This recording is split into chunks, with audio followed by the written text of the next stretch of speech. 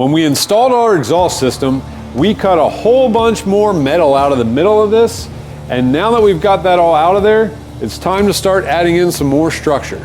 Just like last week, I'm going to continue on the passenger side of the car, and we're gonna get this clamshell figured out and hemmed. I'm gonna focus on this panel right here that runs up across the roll bar. That'll make it so I'm able to hem the gap right here, and it'll look really nice. This panel is also really challenging because it has a nice little reverse curve running down through it. My first step is to take everything off, get this to fit nicely, and we'll go from there.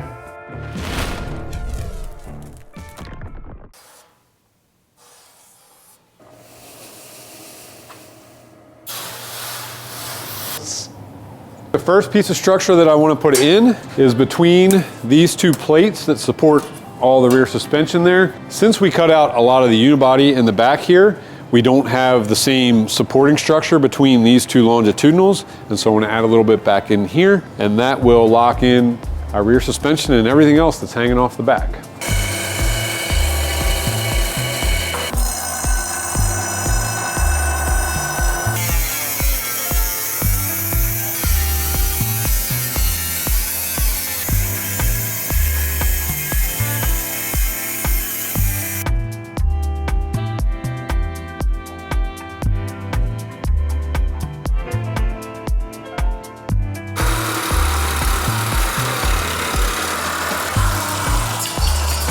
So this center tube that runs across the, I don't even call it sail panel piece, we'll call it sail panel piece.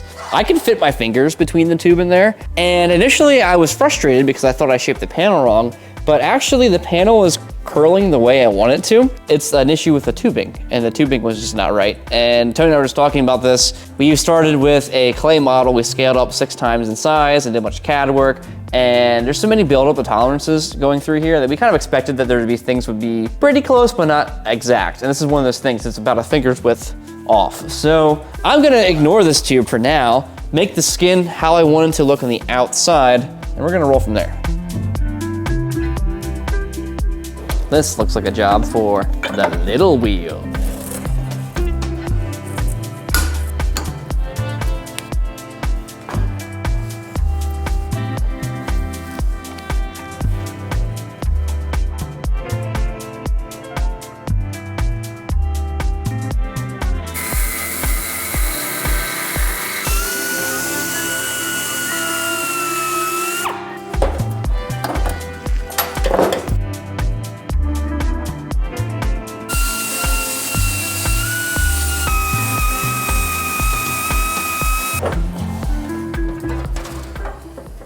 I've got this rail sitting where I want it. Now I just want to cap off the ends of these tubes so they're not hanging open. We're going to head over to the Eastwood plasma table. One thing I really love about this Eastwood plasma cutting table is that besides the fact that when you're cutting multiple of the same shape out, it really takes a lot of work out of that, is that the shape library has tons of shapes that are commonly used. So a lot of things that you're going to do, you don't even have to do any CAD work. You just got to go in here and put in your dimensions. And if you do want to do something special, there's pretty much no limit to what you can do within 2 dimensions.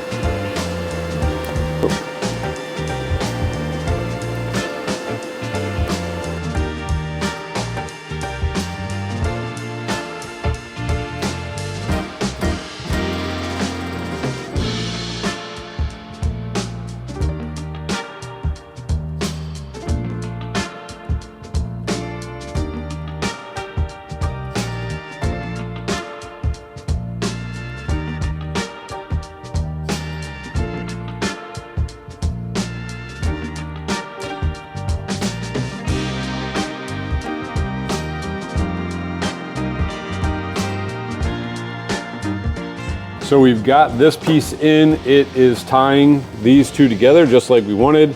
Now I'm just gonna weld it to the trunk floor pan. The minute I thought, what am I gonna do next? I'm gonna weld this together. I realized I really should have cleaned this up before I put this in. It would have been a lot easier, but I suffered through, we're ready.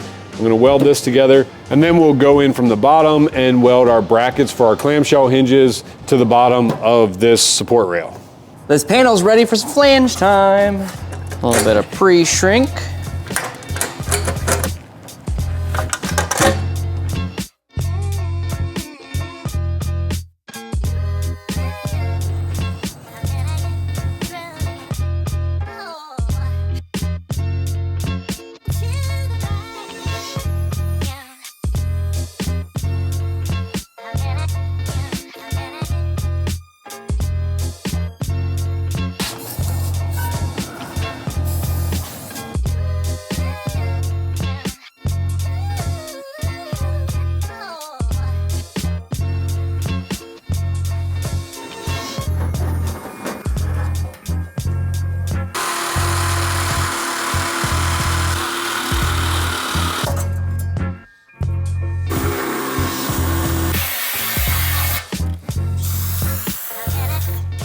Panels are clamped down now. My gap's looking nice, except for right about here where the shear made it kind of walk around a little bit. I'm gonna hammer and dolly that to be in the right plane after I get the ends tacked so the panel's locked in. That's not always recommended when you're welding panels together. However, with my experience, I know that that will be okay. So we're gonna keep rolling.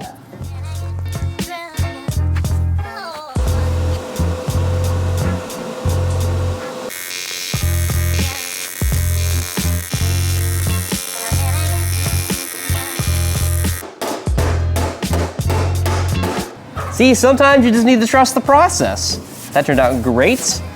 Now, it's time to blast them.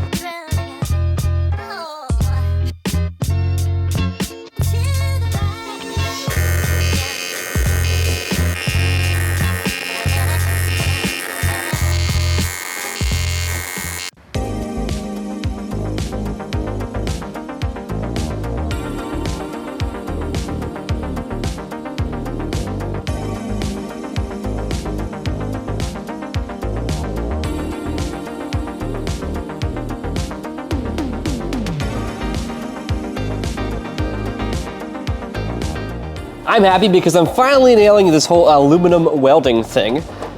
Now it's time to flip the panel over and we're gonna pull the weld through because even though I have great penetration, it's good practice. So even here you can see I have good penetration, but you can see also there's a seam right here between the two panels that kind of bled down. That's why we're gonna pull it through with the TIG.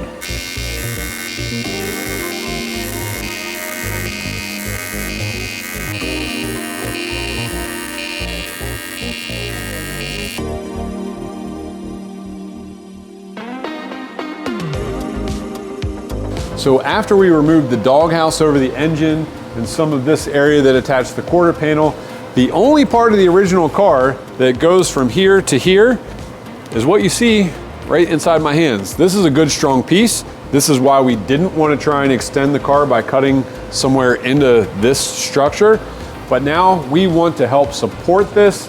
And so I want to come up here and try and tie our roll bar and the rest of the tubing into the middle of this structure, and I think a tube running from somewhere about here up into here is the answer. The way I came up with this idea, I want to tie into this longitudinal structure. I'm also trying not to affect getting in and out of the car too much. So if we just triangulate this area, it's really not going to affect that too much. It should stay out of the way, getting in and out of the car, but it's going to give the support that this needs.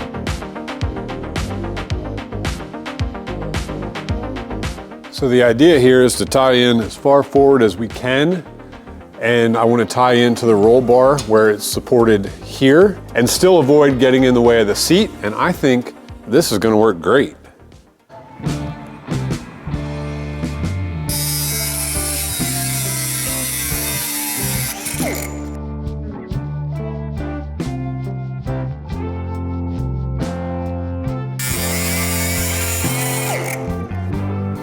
That's about right.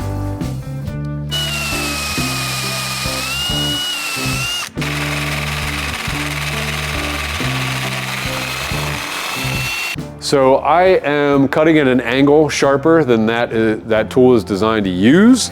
I also don't have a deep hole saw for that. So I bottomed out, I gotta cut this out so I can finish out the cut. The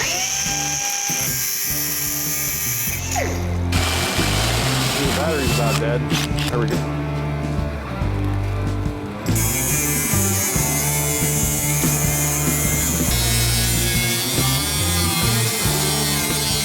Now we need to weld a plate on here, and that will distribute the load of everything coming through this pipe out onto a larger surface area on this rocker.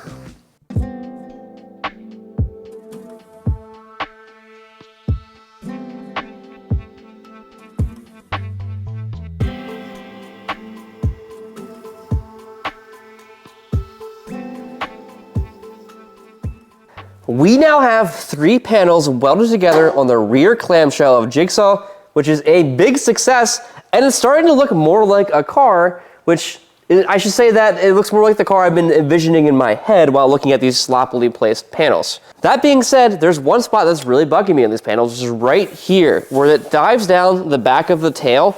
There's not enough material right here for it to dip down as it needs to.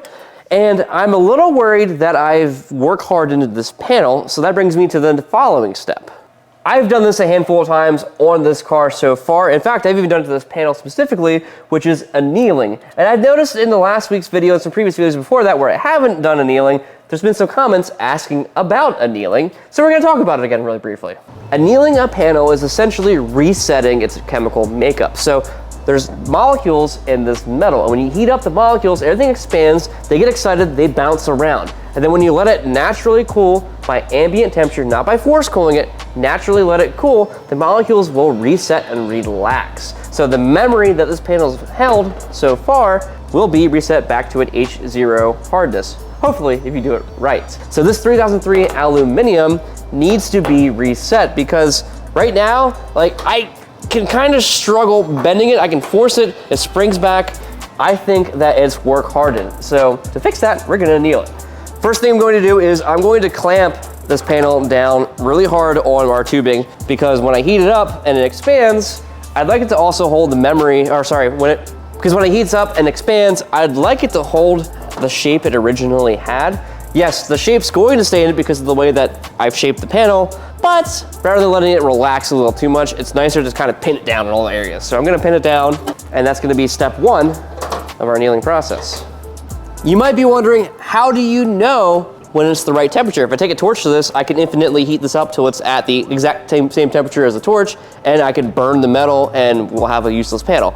The secret is Sharpie, or in my case, Inksol, because we don't use Sharpies in the shop. If you take a permanent marker and you make some zigzags in the area that you're going to anneal, because for this application, I'm not going to anneal the whole panel. I'm only going to anneal the area I'm going to be working. If I put a permanent marker on it, once that marker burns off, I know that this panel is at the temperature it should be. The other way you can do that is with the soot from the acetylene torch, which does work.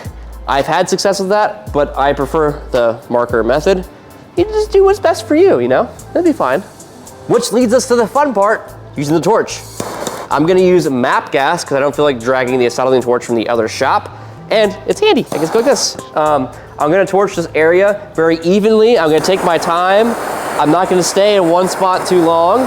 And also need to keep in mind that because this is aluminum, it's going to pull the heat out very quickly because aluminum is a very good heat sink.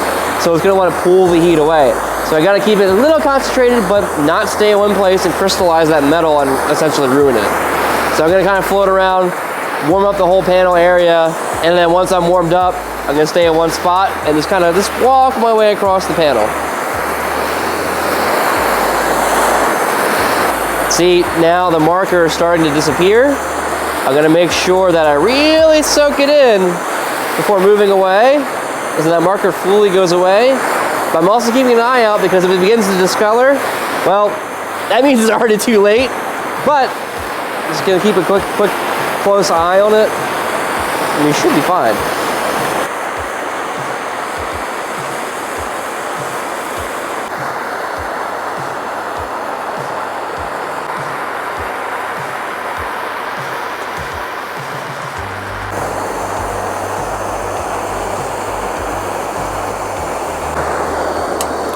So now that the marker has completely disappeared, I'm gonna allow this to cool naturally, and I'm gonna go drink some spicy water and stare at it, I guess, because what else am I gonna do in the meantime?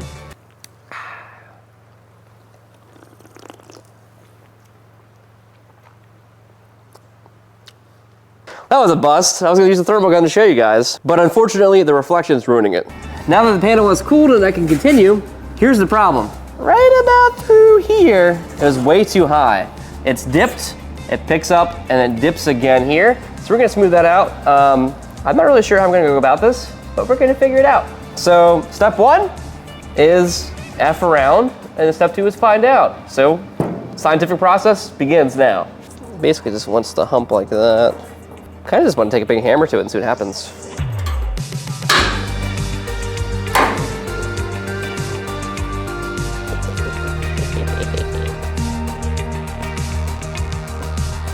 All right, so now that we're all clamped down like a medieval torture device the whole way around the frame of the panel, I can begin whacking and it should be safe.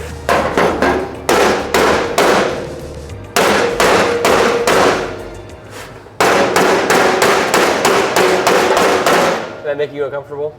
Yes. Why are you doing that? Why you gotta laugh like that?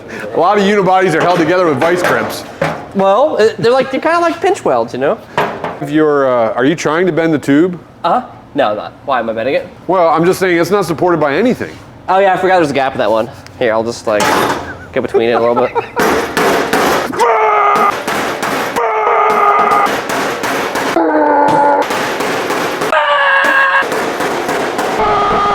It's fine. What do you mean? If you F around and find out, that's literally the scientific method. That is not the description of the scientific method. That's my description of it, and I think it's right. You mess around, you see what happened, because then you find out, then you adjust from there.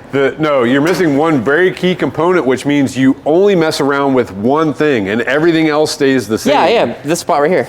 Except you had your dolly on a piece of tubing that wasn't connected. That's beside the point. There's a variable. I'm going to make the tube. All right, so I'm going to make the tube for the other side. It's not quite a copy and paste because it's going to be a mirror image. This angle at the bottom is going the other direction. I think my best bet is to copy this angle at the bottom first, and then I'll hold my tube up there and get the rest of the information I need.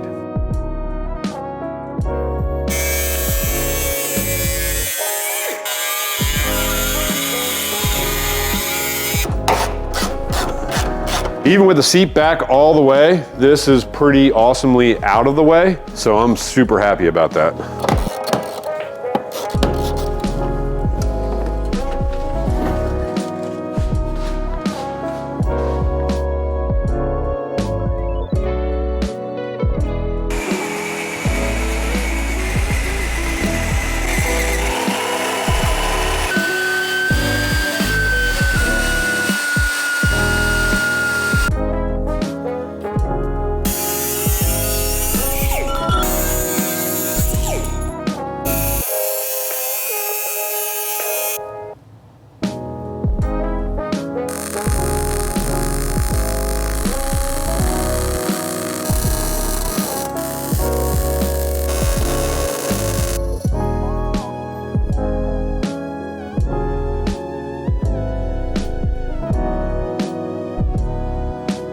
So the point of all this is just to make everything stronger. As we cut out some of the unibody, we lost some of that. If you look at the roll bar here, it's vertical. Our longitudinal is horizontal, which basically makes a right angle. Right angle is unsupported or got some movement. So by adding this, we triangulate. Triangles are strong. We love triangles. So we tied in here at this junction and down to the longitudinal. Obviously that helps to support this with the triangle, as we said. The other thing it does is effectively shorten this longitudinal, which will also make it stronger as an open top car. There's one thing I'm not super stoked about though. It's a couple of these welds. There are a lot of variations in gaps due to fitting, thickness of material, the types of joints, and if you know anything about welding, all of those will change things like your welding speed, your torch angle, and your machine settings. And a couple of them got away from me, so I'll go back and fix a couple of them up so they're exactly what they should be. But otherwise, this is one solid machine. Yeah, that's way nicer. This has the flow right through there that we knew we were after. Oh. What do you think of this, Tony? This isn't what we discussed. False! Tony thinks it's good. How do you see these things? And they're like bifocal? Yeah. Did you know they make bifocal safety glasses? It's the only reason I wear safety glasses. I hate them, but this makes me wear them because I need to see things close up sometimes and I gotta look down there like that. Don't make fun of it. You'll need it even worse than me. Yeah, they've been saying that my whole life, but I still have 20/20 vision. and I live in front of computer You're screens. 32 years old. But I was like, I'm 20 this years close to from computer now, screens yeah. all the time. People are like, oh, you're gonna ruin your eyes. Nah. No, it's just False. karma. It's got nothing to do with computers, it's just karma. If it was karma, I'd be blind like 10 years ago. Oh no, it's gonna be way worse than that. You don't even know what's coming after you. They're gonna become the same color. No! That looks way better. I mean, unless you like armadillos or medieval plate armor, it's really I do like both those things. I know, that's the thing. Dude, imagine but having a pet armadillo. our next car should be the armadillo car. We have ideas for really cool projects. They're gonna happen eventually soon. Yeah, keep an eye out when we get this one finished, or probably before. Probably before, because we are reaching a point on this build where there's gonna be a lot of hours going into the last 10%. So we might have to pepper in some other things here and there so we don't waste your time. Or not, we'll see. You'll all see. Yeah, so when you're watching this video, I'm gonna be in the middle of teaching a metal shaping class in Pottstown, Pennsylvania at Eastwood's headquarters. Well, the Pennsylvania headquarters anyway. That first class sold out in less than a week. However, there's a second class running February 8th and 9th. There's gonna be a link in the description down below if you're interested in signing up for the class. It's a 2-day class where I'm gonna be teaching 10 people the basics of metal shaping. At the time of this recording, it's not sold out. Hopefully it will still not be sold out so you guys get a chance to sign up. All right, moment of truth here. If I pop all this off, is it gonna stay remotely right? Look at that! Oh, it's so much better. It's lumpy, but the general shape is now there. I might go wheel it quick just to smooth it out.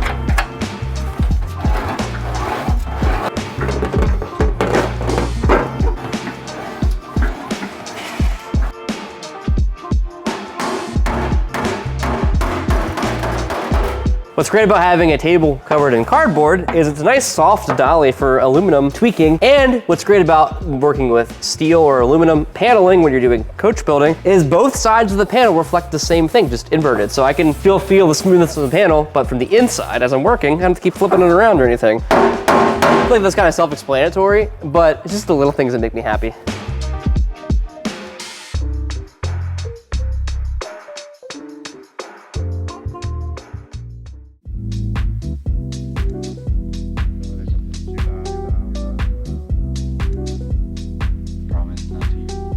Lately, it feels like we've been making some really good progress. The shape is really coming together here where Ryan's been working on this. He's done a great job. Structurally, we've tied some things up that have been bothering me every time we walk past them. Next week, we've got some really cool parts showing up. So mechanically, we're gonna be making some more progress beyond the exhaust. That's all we've got time for this week. Thanks for hanging in the shop with us.